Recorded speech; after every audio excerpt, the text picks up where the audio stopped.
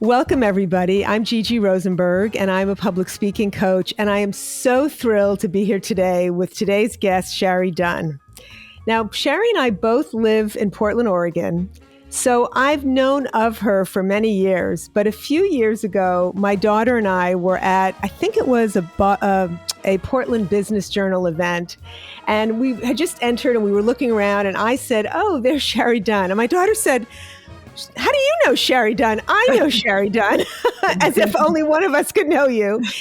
And she's a graduate of University of Portland, and turns out you were one of her favorite teachers. So at our house, you're famous. That's what you're famous for, is being one of her favorite teachers.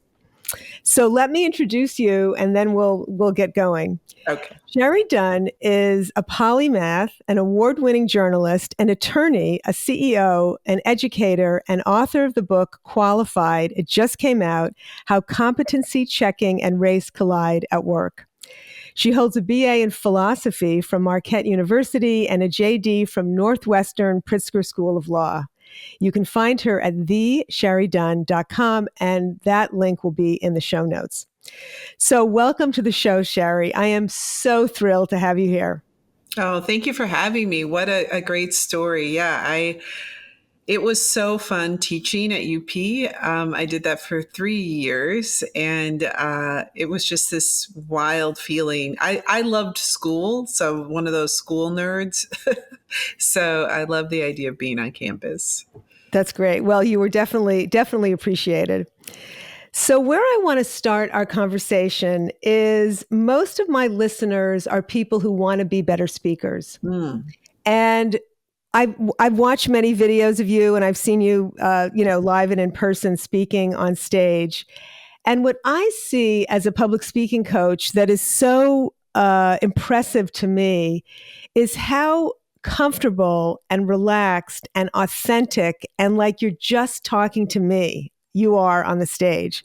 And even for most of my experienced clients, that's something they're like, many of them are working to get there. So I'm just wondering if you've always been that relaxed that way, that was just like your natural gift, or if there's some way you fostered that in yourself. You know, it's funny. I say this and people hate hearing this because they're like, everybody says that.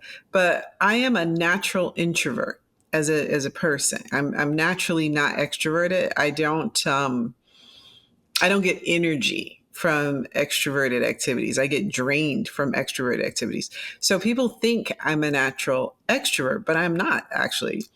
What it is I think it's a combination of a couple of things. I think number one, part of it is natural. Like, I understand how to shift in different spaces. Like, my own personal preference is to sit at home, but I understand that when I'm in another environment, I'm acting almost like it's like a different thing. And I think part of that may be just a bunch of factors related to just who I am and probably even my life, who knows all the things that goes into that.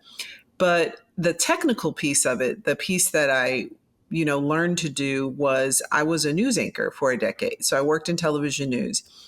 And one of the things that was really important to me when I was anchoring was not to have a fake persona. I did not like anchoring like, "Oh, I'm Shari Dunn today." Like, I don't talk like that. Like, so what I really tried to develop was what I call a hyper realistic style. It's not real, but it seems real, right? And so I do remember having people who saw me on the news say, "Oh, I like how you anchor. It's just so like relaxed, and it's like you're just talking to me, and it's not like that fake funny voice." And I'm like, yeah, but that actually is a trick, because it actually is kind of a hyper realistic version of reality. And then the other thing I learned through anchoring the news, and I think anybody who it's a funny thing though, people who anchor the news are not always good public speakers. In fact, sometimes they're not at all, which is weird. But one of the things that I learned in anchoring is you cannot emotionally or mentally be any other place than where you are.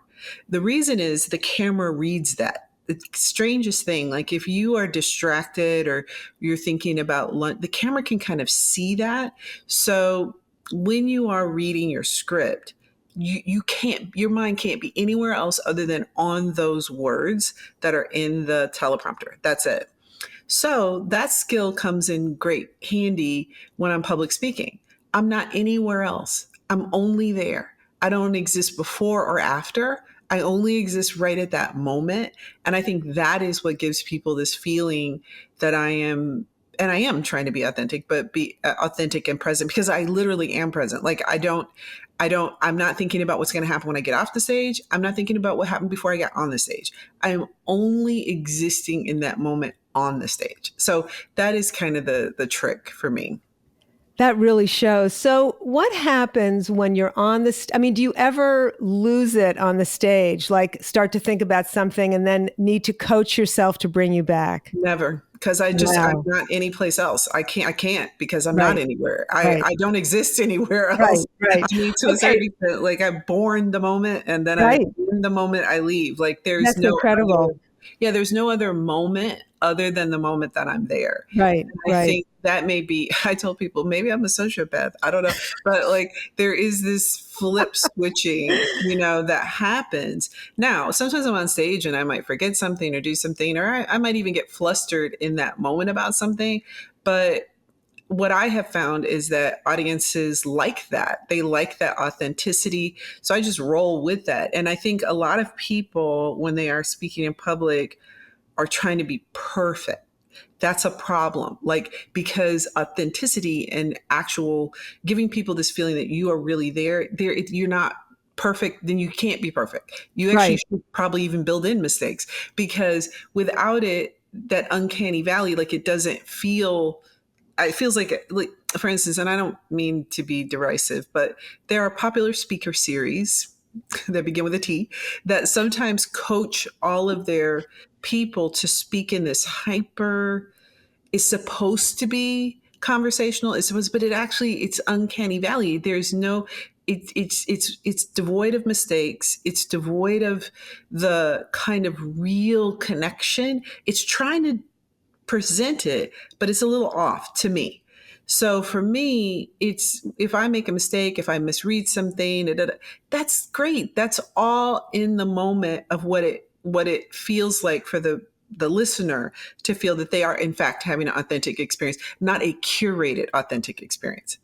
So what I always tell people is, what I am good at is people don't see the strings. There are definitely strings, but they don't see them.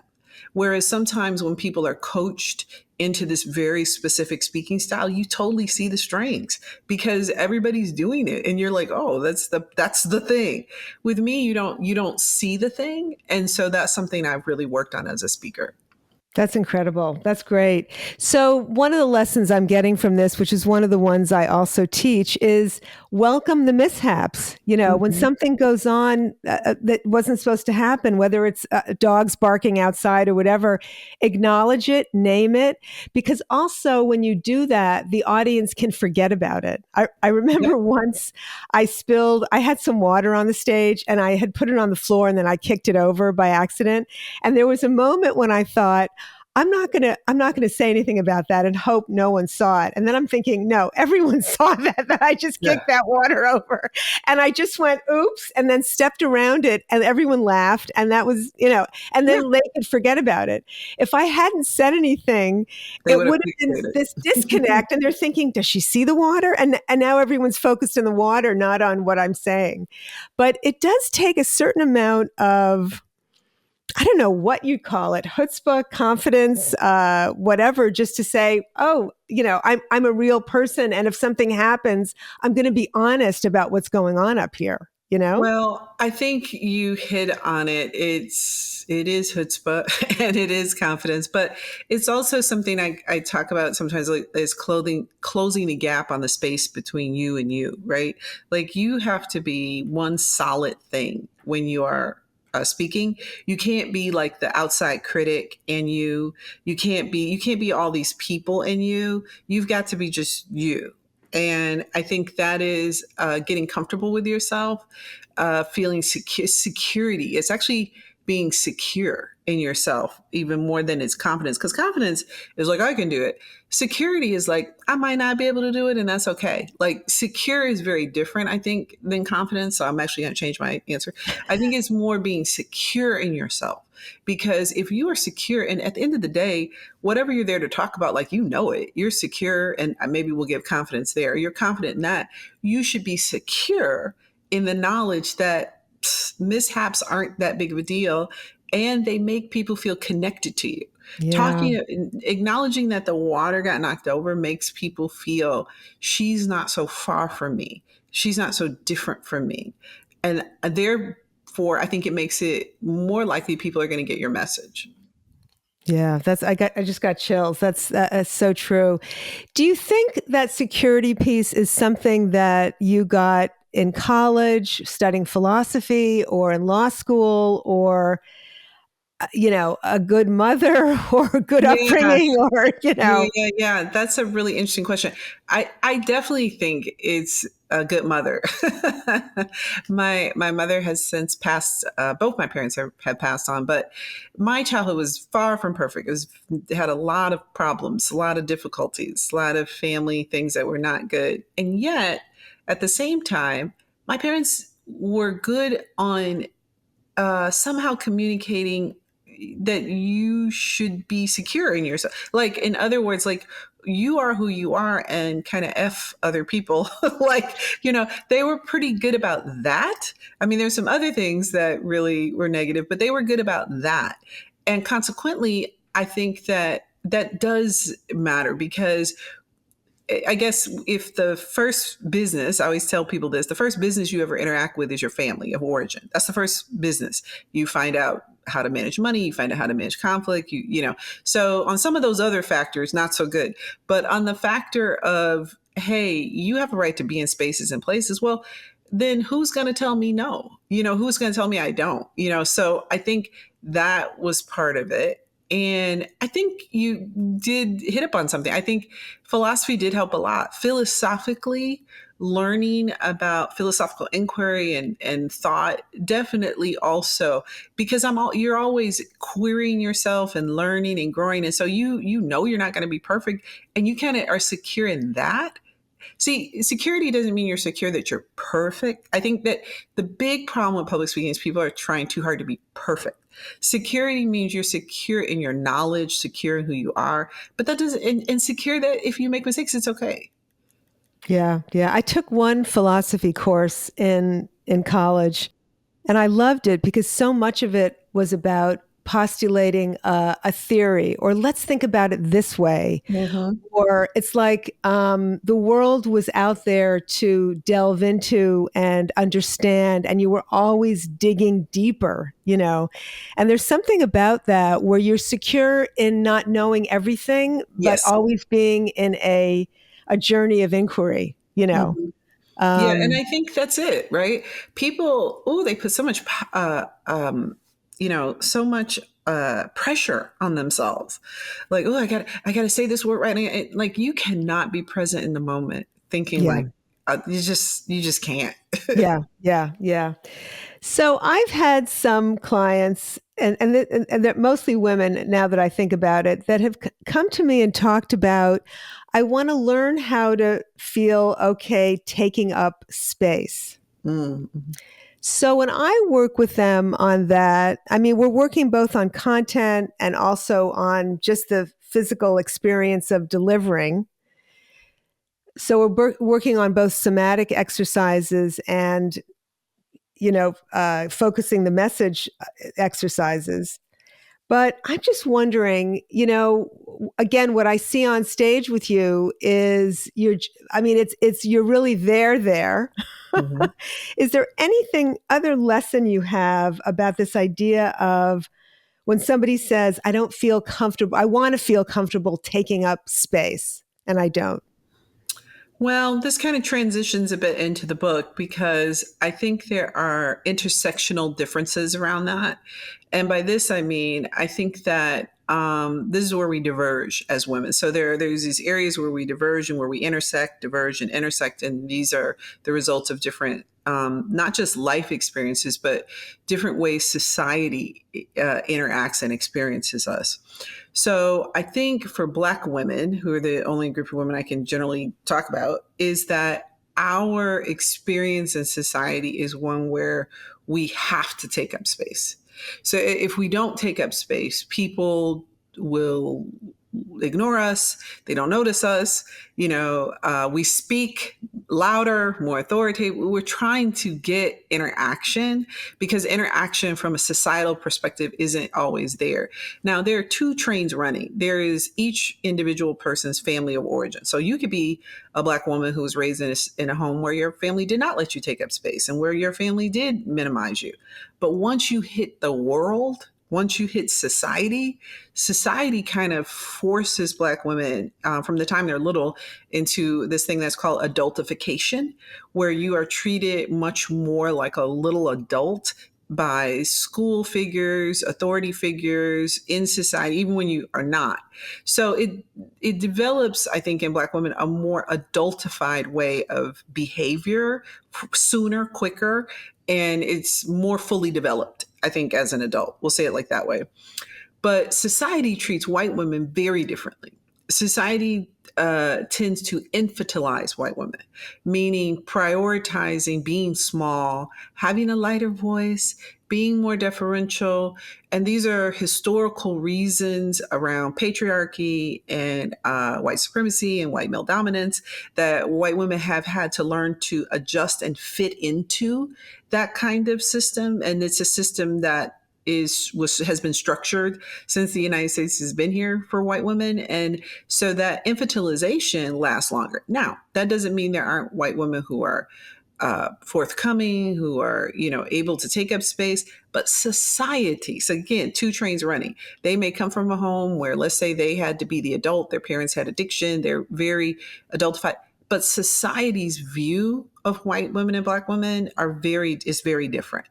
So consequently, one of the things that, when dealing with women and taking up space, finding out kind of their experience from a societal perspective and their familial perspective about what happens when they take up space. And so that their fear or their uncomfortableness is actually not an internal thing.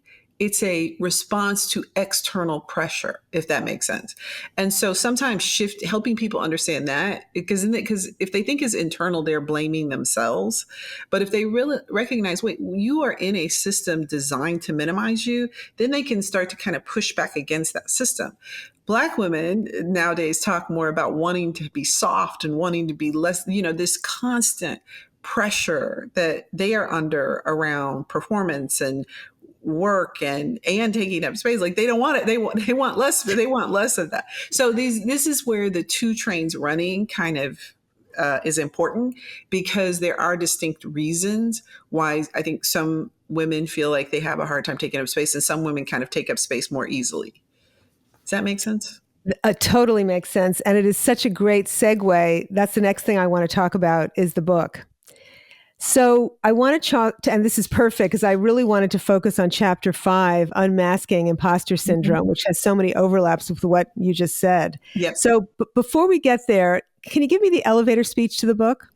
Yeah, so the book is about the ways in which Black people primarily, but other people of color and women are forced to prove their skills, knowledge, and qualification at a higher, harder level than white people or white men.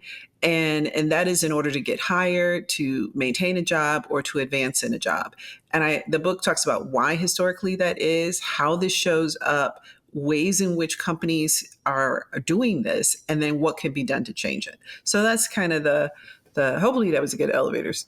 That was great. That was fabulous.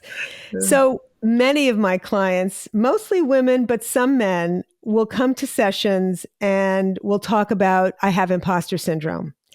And the way it will present is like, I have this illness, this defect, it has a name, it's this disease, something's wrong with me.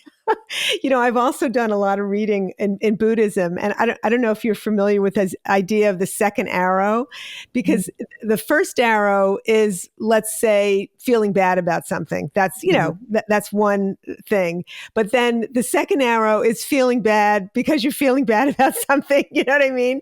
So Yes. with imposter syndrome, you're feeling something, and then, oh no, now it's a defect. That's the second Right. arrow. So after reading your book, I was introduced to this whole other way about thinking about imposter syndrome. Right. So let's talk about where that term even came from Hmm. and what your take and really amazing revelation about I don't even want to call it imposter syndrome after Competency reading that checking. chapter. Yeah, About yeah, competency checking, about the yeah. impact of competency checking, right? So in that chapter, I wanted to expand the narrative to women broadly, not just Black women, but white women, Hispanic, all women, and how this impacts. And so first of all, imposter syndrome is not a recognized psychiatric disorder. Like, that's super important for people to recognize. It comes from research in the 70s. I think it was 73 to 78, so 5 years. And it was done by two women, two white women, who were both, I believe, psychologists. Um, and they were trying to figure out why these women, again, primarily a group of 178 white women, were feeling like phonies, is what they said, in their workplace.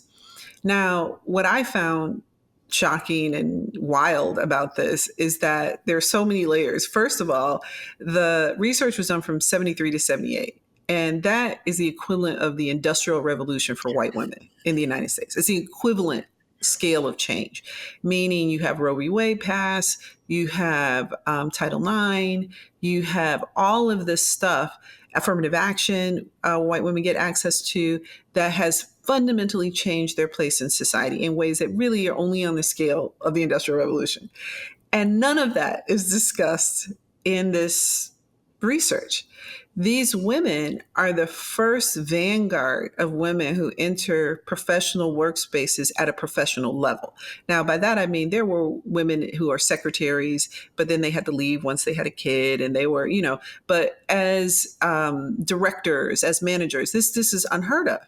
These women go into hostile territory, spaces that are not designed for them, do not want them there, that are harassing them.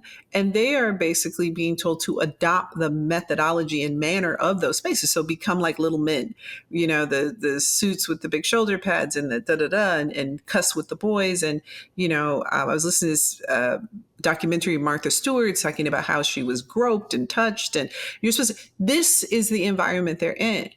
And as opposed to saying this environment that is not designed for you is making you feel insecure, they were told they are the problem. And I have a problem with that. Like, that's bananas. And then the other issue with this is that it didn't consider white women of different economic backgrounds. I talk about that in the book. Crystal Lee Sutton, who is immortalized in the movie Norma Ray, was a white working class, poor woman in North Carolina, I believe, who was working at a textile plant. Her approach was, something's wrong with this system. It is causing us problems, and that caused her to work cross-racially with Black women in that plant, which was not common in the South. It's the 70s is just 2, 3, 4 years from the big civil rights push, right? So that caused her to do collective action to unionize and change the conditions. And this is where it is important, because there are two women who wrote about this in Harvard Business Review, Ruchika Malhotra and Jodi Ann Bure. And they use this really great framing where they say the problem with imposter syndrome is it focuses women, instead of fixing women at work, we need to fix the places women work. That is the problem with imposter syndrome. And just the final thing is that I'm not saying people are insecure. Everybody feels insecure. We need to pull apart natural insecurity from the impact of being in a system that isn't designed for you. Does that make sense? Absolutely, because it's one thing to feel insecure. Everyone's going to feel insecure no matter what. Sure. But then to pathologize it and say, oh, I've got this disease now, then it makes it something that, if you've got a permanent chronic disease that you just can't, get rid of. So Mm-hmm. it's almost like it's taking everything on yourself. Like Yeah. if something doesn't feel right, it must be me. Yeah, which is crazy. And I tell people it's like hysteria. Like when they said women had hysteria and Yeah. they did not have hysteria, it's literally like hysteria. And it sets up a clash between Black women and white women once again. And I think many women of color and white women, because women of color, Black women in particular, tend to identify the things that are causing them problems at work: racism, sexism, unfairness. They tend to say, like, hey, I'm not comfortable because of these things. But what imposter syndrome does is it isolates white women. It makes them feel like only they alone can fix it.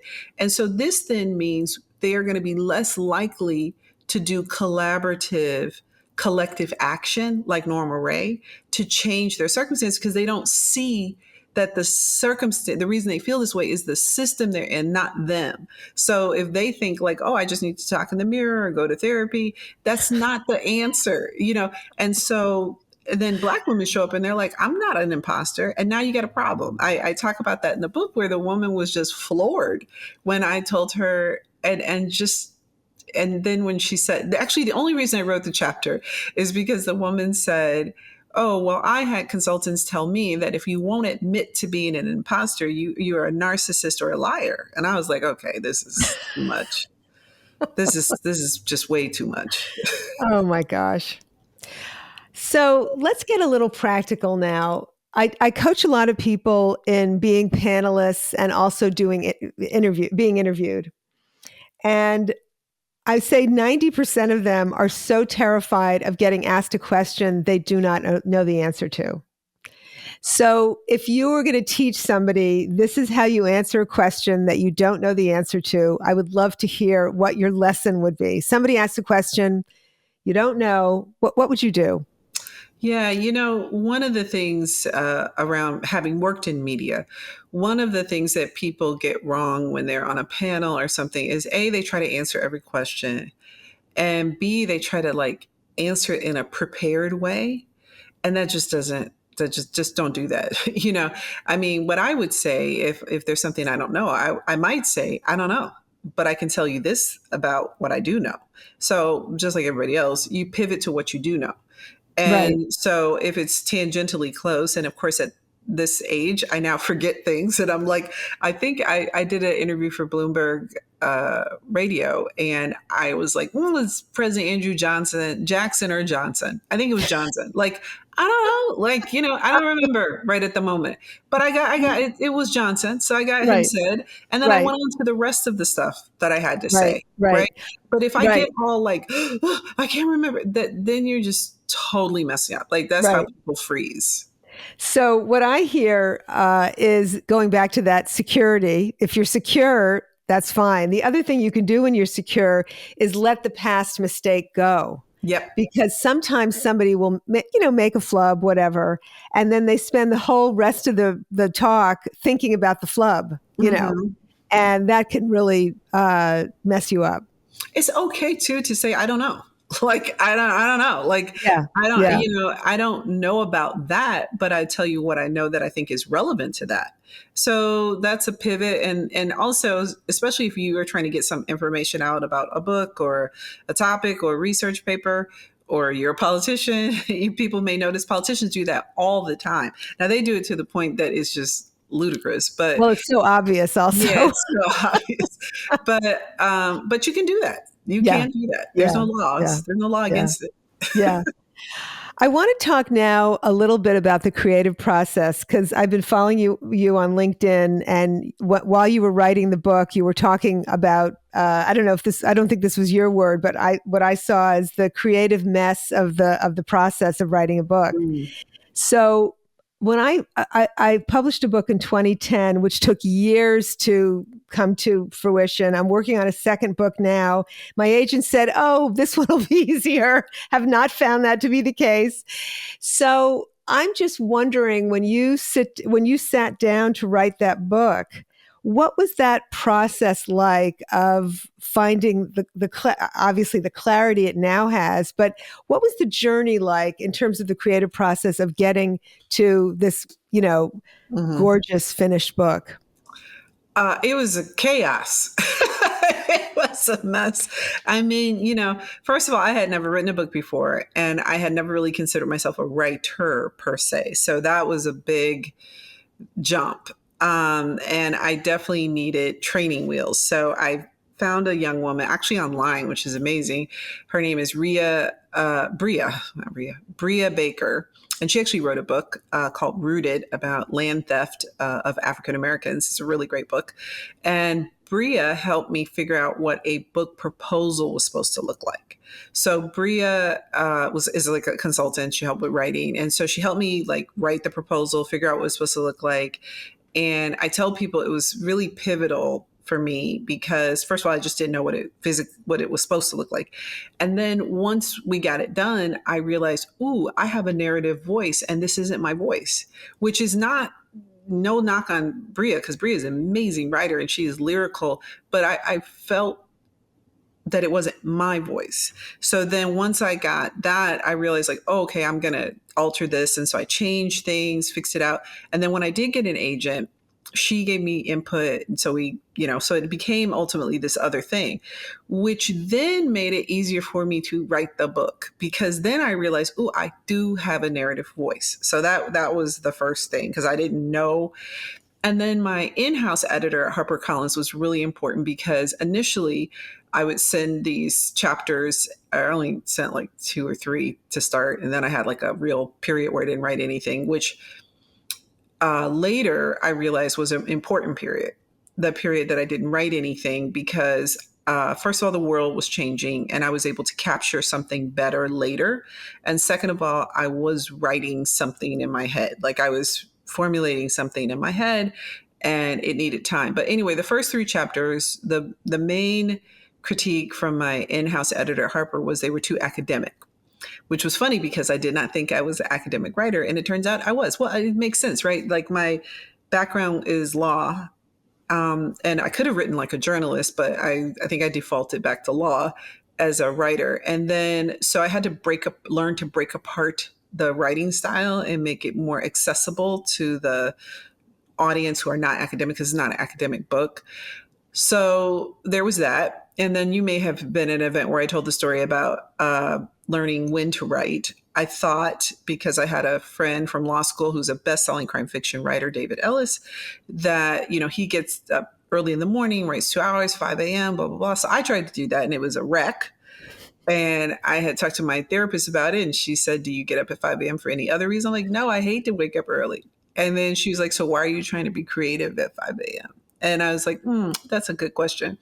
And when I stopped doing that and started writing how I write, which might be talking into the phone, which for notes, which might be talking into the Word document with the voice element, which might be writing a note and then coming back and then writing at midnight, whatever, it worked better. It flowed better and it went faster. But the other weird thing about my writing, I was just at Northwestern Law School and I was telling the students, I had this great, full circle moment of going back to my law school, talking about my book. And I told them, I said, the crazy part is I could not write a chapter until I had the quote. So I did not write a chapter and then add a quote. I couldn't do it. I had to have the quote for the chapter before I could write the chapter. And for whatever reason, for me, once I had that quote, it was like I could download the chapter. I understood exactly where the chapter was going. It's just very weird. I recognize it is not, and I do not suggest you try this at home unless it works for you. So my process was just all over the place. So that's so interesting about the narrative voice. How did you know when you had found that narrative voice? What told you, oh, that's me. There it is. Well, again, it was hearing Bria's voice in the proposal that really told me that was not my voice. I was like, oh, that is not my voice. That's not how I would say that. That's not how I would approach that. Again, this no shade, because her writing is amazing, and her audio narration for her book is like immersive. It's like you're in a storytelling. So, but it just wasn't my voice. And then I was like, oh, okay, that's what a narrative voice is. So then I started to write, and it had to sound like me. So that's when and it's so funny because I was telling my law professor this, Professor Rabinowitz, who likes to be called Lynn. He does not like to be called Professor Rabinowitz, but he's like 82 and 30 years ago, and we've seen each other a couple times over the years, but he said to me, oh, I could just hear you talking. He's like, I know that was your voice because I can hear you and you could hear me.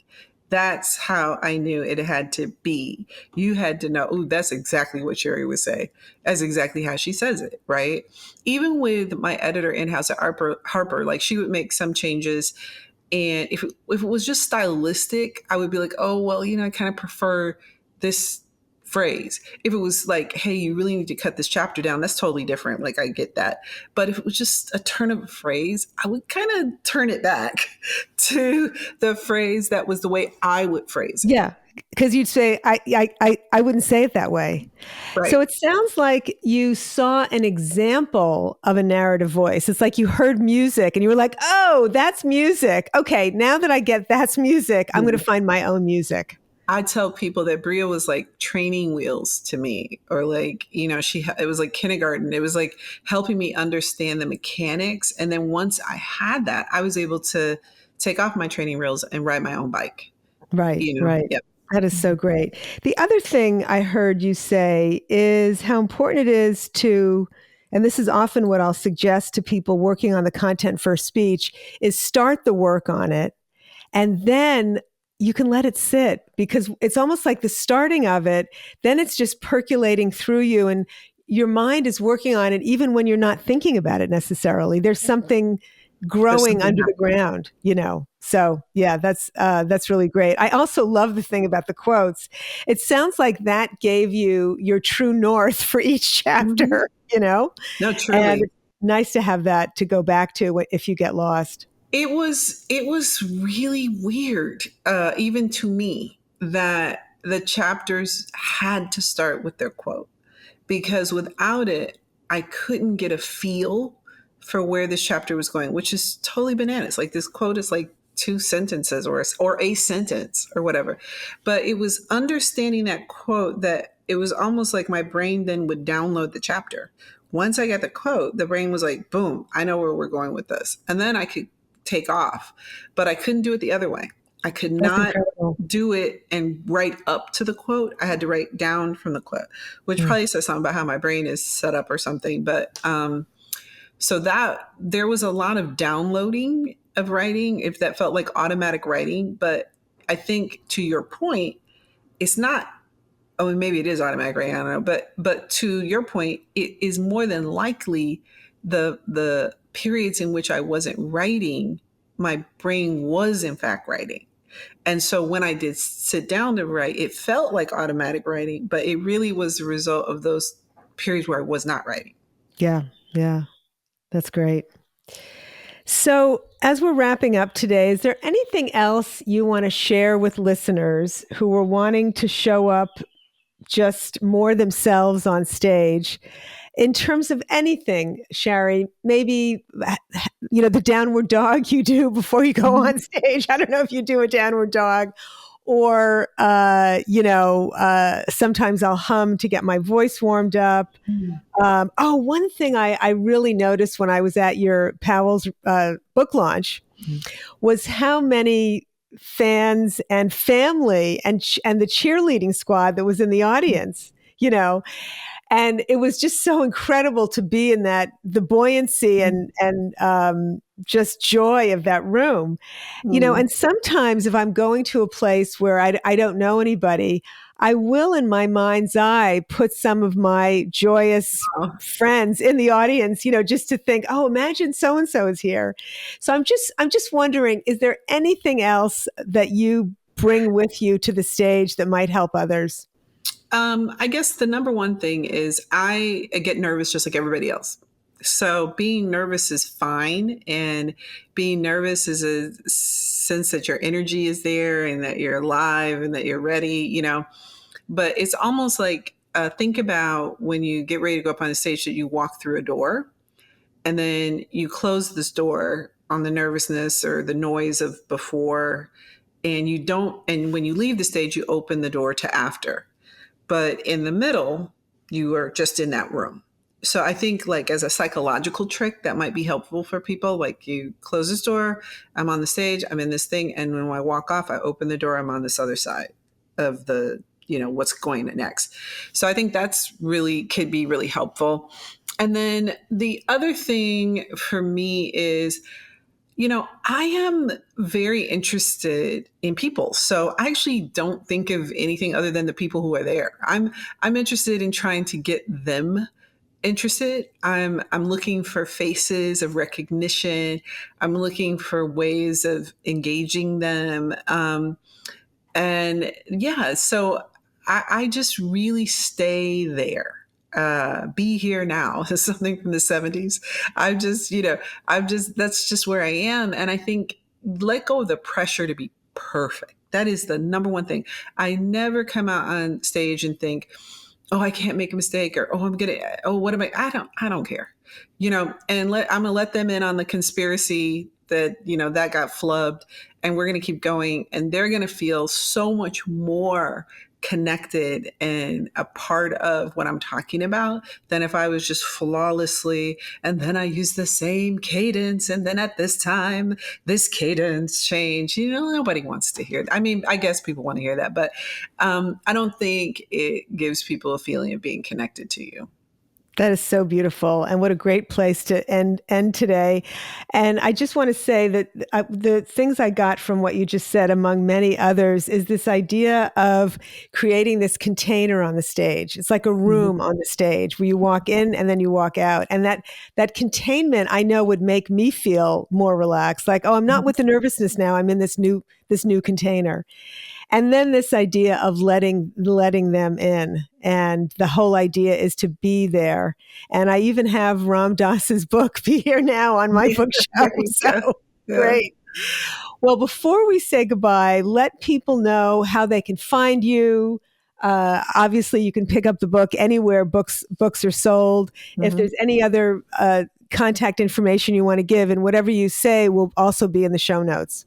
Awesome. Yeah. I would love people to buy the book, Qualified: How Competency Checking and Race Collide at Work. I know it's a bit of a mouthful, but it is available everywhere books are sold. And it is a book meant to meet this moment where the question about who's qualified and who has a right to be in spaces is front and center. And I think this book is a pushback, a call to action, and a roadmap. So it's got a lot of elements to it.